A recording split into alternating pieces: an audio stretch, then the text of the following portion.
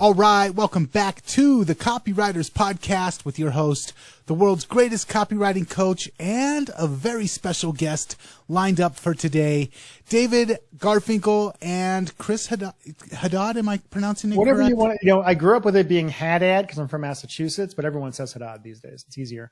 Okay. Yeah. I'm fine with it either way. I don't care. All right, I'm stoked. David, you asked me if I could completely rearrange my schedule to make this happen, and there was no way I could say no. And then I found out that this is Chris's like third or fourth podcast for the day. Of the day, yeah. Wow. Okay, so a little bit out of alignment with the way that we usually do the show, but I'm excited to be here, and I'm glad to have the guest. And so I'm just going to turn it over to you, David. Sounds good. Yeah, I appreciate that, Nathan. So let's get right into it. Our guest today, Chris Haddad, sent shockwaves through the copywriting world 10 days ago with the launch of his much-awaited online training program called the P.I.G method. The P.I.G method. P.I.G stands for punch in the gut, and I would say that's a fairly universal description of how Chris's copy in his video sales letters affects viewers. When you watch one of Chris's promotions or read his copy, you go on an emotional roller coaster ride that's right up there with what you experience with a blockbuster Hollywood thriller. Chris does have a background in theater and film, but his greatest accomplishments, I would argue, have come in the digital marketing space. Chris has created products and promotions for those products, which have brought in millions of dollars and caused quite a stir in the marketplace. However, the P.I.G method is the first time, as far as I can tell, that Chris has revealed his secrets of how he puts the promotions, his copy, together, which is something a lot of people have wanted to know for quite a while. And before we bring him on, I want to share something I'm sure you have wanted to know for a long time. Copy is powerful. You're responsible for how you use what you hear in this podcast, and most of the time, common sense is all you need. But if you make extreme claims and if you're writing copy for offers in highly regulated industries like health, finance, and business opportunity, you may want to get a legal review after you write and before you start using your copy. My larger clients do this all the time. So, Chris, thank you so much for joining us. I know this launch process. You're welcome, friend. Yeah. Yeah. Always. Yeah. What I want to say is I know the launch process has nearly turned your life upside down, but you seem to be enjoying yourself through the process. Having a great time. Yeah, before we dig into your experiences pulling the project together, just tell me how you're doing. I'm doing great. So we're recording this before the actual launch, so that's the whole thing. So hopefully it goes well. I'm feeling really, really good about it right now because we are 2 weeks before the actual launch, and I am predicting it. I'm looking at the numbers. I'm reading the tea leaves. I think we got a 7-figure launch here with no email list and no affiliates, which is pretty fucking amazing. So we'll see what happens. I do too. I totally too. So that's great. Some people suffer during their launch. You don't. I'm sure there've been everyone's different, but so here's I have a good team, right? I have a good team. I have Mike Kalakakis, who runs my team, runs my business there. Mike is really stressed out. Mike is working really long hours, and he's earning his pay, and he's doing all the things that I don't want to do or can't do, so I can focus on the VSL. I can focus on getting the Facebook group that I created where I'm doing all of my promotion for this, really hyped up and anxious and figuring out the offer and doing podcasts and things like that. I feel like I'm spending my time for the first time in a long time doing what I think is like my core competence group of things right now. And I'm also selling as myself, which is really fucking great because I can just be as funny and weird and energetic and whatever as I want to be. And I'm selling a product that I absolutely believe in because I created the product and I have seen what people who have used my material in the past when I have taught a couple times in the past have gotten. So it just feels great. It feels like I was telling a friend this morning, it feels almost like playing like jazz right now, right? Like I feel like instead of having to like get all the music in front of me and know exactly where it's going to go, I feel like I'm just like sitting down at the fucking guitar and just seeing what comes out and taking 18 years worth of marketing knowledge and shit and just letting it go. And it feels absolutely great. I'm having a great time. Well, that's great. You know, what I'd really like to do, I'd like to talk about the product, but first, if you could share the experience. One of the things, and I'm actually working on a product myself quite different, for one thing, it's called the Lamb method. No, it's not called anything like that. But it is the first time where I have, with some expert help, I'm getting into my own process when I coach and critique people. Yeah. And for me, it's been like getting a pair of pliers and pulling out my fingernails one at a time. And maybe I'm just sort of genetically wired to suffer. I don't know. But in your case, maybe it hasn't been that hard. We haven't talked about this much at all, but I'd love to know, what's it been like to create the product, especially when a lot of the stuff that you do, I'm guessing, is intuitive at this point. It's unconscious competence. You're not only bringing it up to consciousness, but then you're spelling out, here are the steps. Yeah, it's pretty interesting. So I have done 2 other courses in the past, both of which I did once and then never sold again. One was my VSL workshop course I did back in 2010 with my buddy Lou Dallo. And I did that right before the Rachel Ray stuff took off, like the Michael Fiore stuff took off. So all of a sudden I was making millions doing that and didn't really care about teaching copy stuff. And then about 7 years ago or so, I did one called the Escape Hatch, which was my entire process, like soup to nuts, for creating a ClickBank offer and putting it up on ClickBank and doing things like that. I did that once. And then, of course, I got really sick and lost my mind for a few years and didn't follow up on that at all. But I have some experience, teaching copy and marketing things. And it is a challenge, though, because I'm known for having kind of a weird brain and having a different way of looking at these things. So the challenge of systemizing what, like you said, is unconscious competence for me has been really interesting. But the actual creation of the content wasn't that hard, honestly. Once I kind of had a basic idea, I created the product by basically asking Facebook, all the people on Facebook that know me, hey, what do you want me to create? And they said, we want the storytelling course. I'm like, what should I call it? They're like, you should call it the PIG method, because I saw a speech you gave once where I said pig on a slide, and people were just like, that's what we remember. I'm like, well, then I will call it that, because why the heck not? The actual content, though, I wouldn't say that it was easy to create. It certainly took a lot of effort, but figuring out how to systemize it was not actually that difficult. And I broke the course down into 2.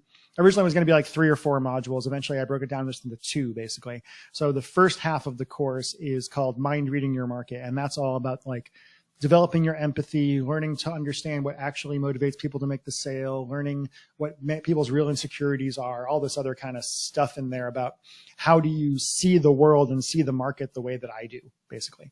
And the second half is taking all of that stuff and then applying it to the actual storytelling methodology that I've been using for all these years. And the cool thing about it was I basically just sat down with a bunch of my best sales letters and I said, well, what is the structure being used here? And I look at it and it is the exact same structure every single time. The details are totally different, much like in Hollywood, right? Like every single Hollywood movie is based off the hero's journey. I have kind of my own variation of that that's a lot simpler than the hero's journey that I use for my sales things. But I found it just incredibly satisfying and fun and exhausting, basically, to create. And I'm having a lot more fun now that I'm past the content creation into the marketing. Hey, man. Well, question, were you surprised that you used the exact same structure? Because I sure bet you didn't think about it that way when you were doing it. I'm not surprised. I can't think of how else you would do it, basically, is the weird thing, right? Like if you actually get in the course, you'll see the PIG beat map where I go through every single detail of every beat that needs to be hit. I don't know how to write a VSL that doesn't cover all of those bases. I think you're really missing things if you do, because it's always going to be the story of the product creation and how the narrator either created the product or got to a point where they discovered it and all this other kind of stuff. So I knew going into it that it was going to be very similar. And certainly, because I'm good at this and been doing it for a long time, I can write VSLs that don't have that exact structure, but it's always going to be pretty similar to it. How long did it take you? I remember you did a few posts on Facebook that I'm running out of gas. I don't know if I'm going to ever wake up again. Yeah, I was tired, man. I was tired. I would say I got sick for a couple of weeks. My Lyme disease kind of flared up, so that took me out of the game for a little while and slowed things down.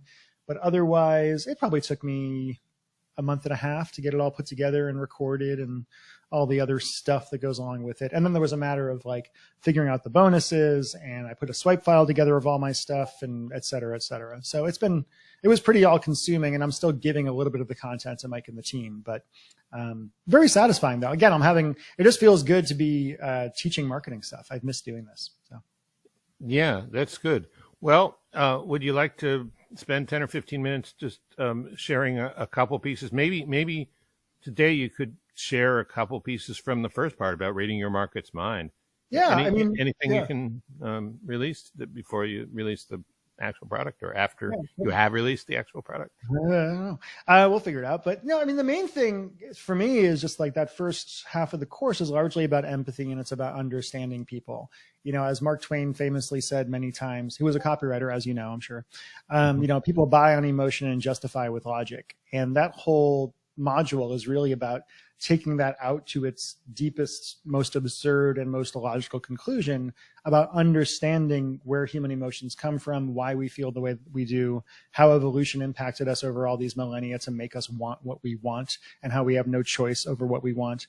I talk a lot in it about how you're not special and that's awesome is kind of a thing I say over and over again, because I think a lot of times people go through their lives thinking, hey, I'm the only one with the imposter complex. I'm the only one who, you know, even though my Facebook says everything is awesome, is actually dealing with all this horrible shit. I'm the only one that does this and this. And that's not true at all. You know, with my own life and the bipolar stuff, et cetera, I've gotten the joy and horror of getting to experience very, very intense emotions, but they're the same emotions everybody else is experiencing too. And so a lot of the course is about teaching people how to get in touch with their own emotions so they can use those to write copy or create offers that create tremendous levels of empathy in the person, the prospect who's actually watching the product or watching the VSL. It's cool stuff. So that is good. Now, one of the big arguments I've heard among, you know, sort of tweety, stiff psychologists and pundits on TV is that some people are born without the ability to have empathy. And yeah, I've always wondered, I don't know if that's true. I know that for some people it's a lot harder than for others. Yeah. Usually it's a little harder for men than for women, but even in that situation, I've seen a lot of women who've had a hard time getting the kind of empathy, not in social relationships necessarily, but in copy. Oh, yeah. What's your opinion about that?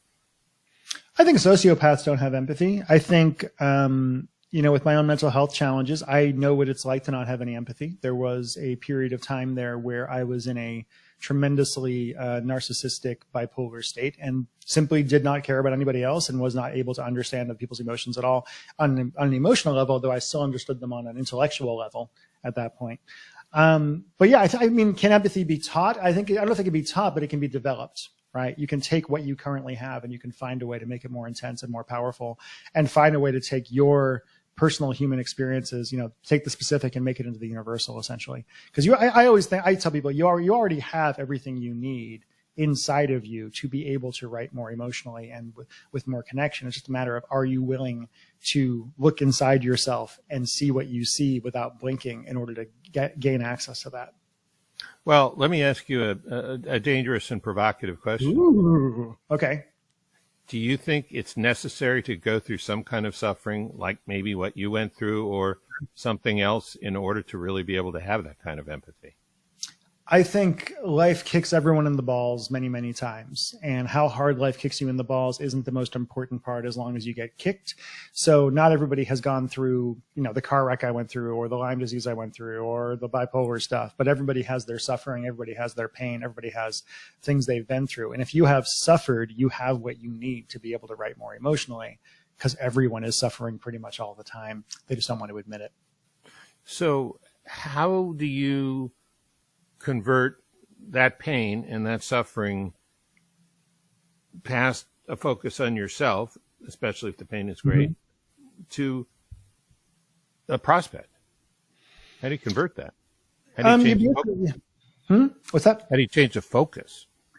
You know, you change the focus by, well, you'll notice most of my stories are written first person for a reason. If you go through any of my copy, it's almost always first person, because that's the only way that you can really communicate internal emotion really effectively, right? I want people to be able to feel they are intimately inside the head of the narrator or the hero or whoever else is the thing.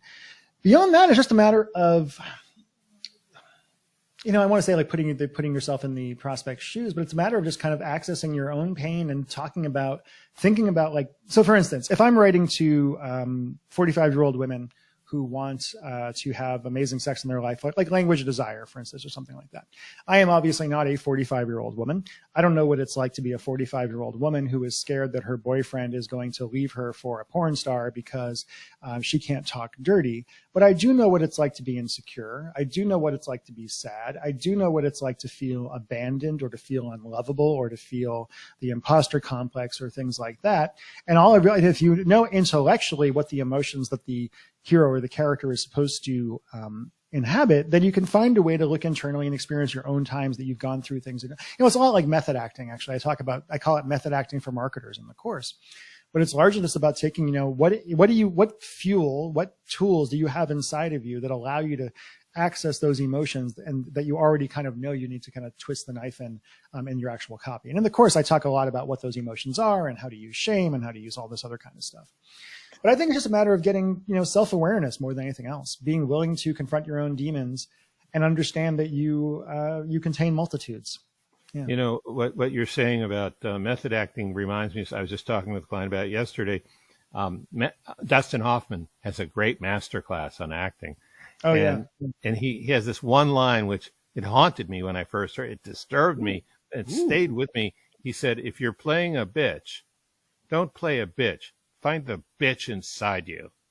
But the way he said it, you could tell he was right in touch with that archetype. And it takes some courage to make that journey, doesn't it? Yeah, it does. Yeah, it's terrifying. It's terrifying for people.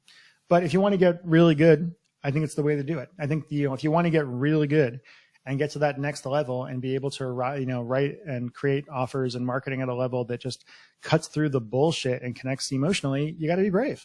Being brave doesn't mean you don't feel fear. Being brave means you do feel fear, but you do it anyway. Okay, so that's something that not too many people talk about. Courage in copywriting. I mean, yeah, people talk about the courage to make, extreme claims and the courage to walk around with $1,000 in cash in your pocket, so you know what it's like to be rich and all that kind of external stuff. But you're talking about the internal courage, and I think it's a great point. We haven't talked about that too much on this show, and you and I haven't talked about it. In fact, nobody's talked about it until today that I've heard. I'm sure lots of people have talked about it. Nathan, I kind of want to get a bit of clarification on a lot of times getting into the emotions of our prospects. You mentioned that, but when you're writing for somebody else, and maybe it's a business owner, maybe it's a made-up character, whatever the case may be, keys for getting into the emotions of that person. It's just by it's by imagining yourself in that position, imagining yourself being that person, feeling it. If I'm going to sit down and try to write as a 45-year-old, slightly overweight woman, I sit at my desk and I sit there and I try to feel what that would be like. What would it be like to be a little bit too heavy? What would it be like to feel insecure about this thing or that thing? And just be willing to, we all have a masculine side and we all have a feminine side. It is inside you, right? Don't be terrified of the fact that you have these other things going inside your brain. It really is possible to kind of access them, but it takes the ability to not be scared of what you're going to find inside there and not to judge yourself for having these emotions that might not be, heteronormative or whatever else. When I'm writing copy as a 45-year-old woman, I really feel like I'm a 45-year-old woman while I'm doing it. It's fun. Wow. Freaks my wife out a little bit, but it's fun. Do you talk to her like one of the girls when you're doing it? No, we don't talk when I'm doing it. I'm in my office talking to myself and typing. Yeah. Okay. That's a good answer. All right, Nathan, are you done? If you have another question, we have a little more time, and then we ought to wrap. I'm just sitting back absorbing this. It's been so long since the last time Chris was on, and I'm just trying to bring most of this in as possible. I guess the only thing I could add to it is I tend to find I just recently went through a piece of copy with one of my clients and found that the hero's journey was inside of the piece of copy. It was slimmed down. It wasn't all 12 points, I think. I think it was just like 8 points of the hero's journey. But the concept of kind of internalizing these things that have worked for years and years and years, and they still grab and create that connection with your reader or with your viewer. just the importance of understanding that there is a universal template that we all can see ourselves in, and understanding that as a copywriter is very important. Yeah. So I like to hear where you're going. Yeah. The key about the hero's journey, because again, my version of the hero's journey is a slimmed down version as well, because you don't need every single one of those beats to make a sale. In fact, they can actually be negative if you're trying to make a sale, as opposed to trying to have an actually satisfying story. That's very important. But the thing about the hero's journey is Joseph Campbell didn't create the hero's journey. He unearthed it. It was already there. If you look at Gilgamesh, you look at Shakespeare, you look at any, the Jesus Christ, any of these stories over the millennia, it was already there. For whatever reason, that particular structure, those particular characters, is really genetically born into our brains as a way that a story should be. That's what we think a story should be. And if that is not there, if those components aren't there in some way, it doesn't feel right to us, and it won't emotionally connect with us either. You got to cover those beats. Every single movie in Hollywood follows the exact same structure. It's all the same fucking movie, these same beats at the same point in it. But you won't, if you don't know anything about storytelling, you would never notice that. Also, I think I've never really heard anyone say this before, but I'm sure many people have said this before. I haven't heard it. In real life, when we have an incredible struggle and we just missed it by that much, and we, survive, and we're retelling what happened, that's going to have a version of the hero's journey. So I think it comes maybe out of the most perilous and high stakes experiences in life. In a way. I think so too. Yeah. It's and again, the hero's journey is almost, there's always that moment of crisis, which is something I talk about a lot in my program as well. And there's always that moment where the character can choose to either give up or get off their ass and go do something. And you'll see that every movie, every sales letter that actually works, it always has that same kind of component. Yeah. Very cool. Well, before we wrap up, if there are any copies left, and I'm not sure there will be at this point. If this is a couple of weeks after launch, there will not be. You are limiting the number available, correct? The current plan is to limit it to 200. It is possible that I will figure out a way to do more than that, but I'm not sure. We're going to sell out at 200. We're just going to at some point. If we don't sell out on day 1 at 200, we'll sell out by day 2 or 3 at 200 for sure. Whether I will open it again or not, I don't know. I'm not sure if I'm ever going to do this again or not. I'd like to, but shit can happen. So I'll be deciding that as I get closer to the launch. If I'm going to release more, or maybe I'll actually raise the price. Who knows? We'll see. So how can people find it? Should they join your Facebook group, or are you going to? Yeah, what I would do, if you go to thepigmethod.com, there should be a page up there with like a waiting list kind of email or something like that. And if you get on that, then you will definitely hear about if and when, or when and if we actually end up releasing it again. The goal would be to release it again next year, but who knows? Shit can happen. I can get sick again. Anything could happen. Well, stay healthy whether or not you re-release it. I will do my best. Please stay healthy. If you would come back next week or next show. I can come back next week. I want to talk. I only own one shirt though, so I think I might wear the same shirt next week too. I hope that's okay. Well, I'm down to a black shirt too. The difference is I'm, a little older, so I have a collar. Okay, and Nathan, I think that's it. I think we're all three going to be wearing black shirts again next week. Yeah, I think so. Mine is blue. This is a blue shirt. It's a deep blue shirt. Like a navy blue shirt? Yeah, navy blue. There you go. Navy blue. It's Air Force blue or whatever. Yeah. All right, guys. If you enjoyed this episode, make sure that you check out the Copywriters Podcast website at copywriterspodcast.com. You can subscribe there and catch more episodes. If you want to check out next week's part of this conversation with Chris, make sure that you're subscribed. And until next time, we will catch you later. Yeah, thank you. Catch you later. Yes, ma'am.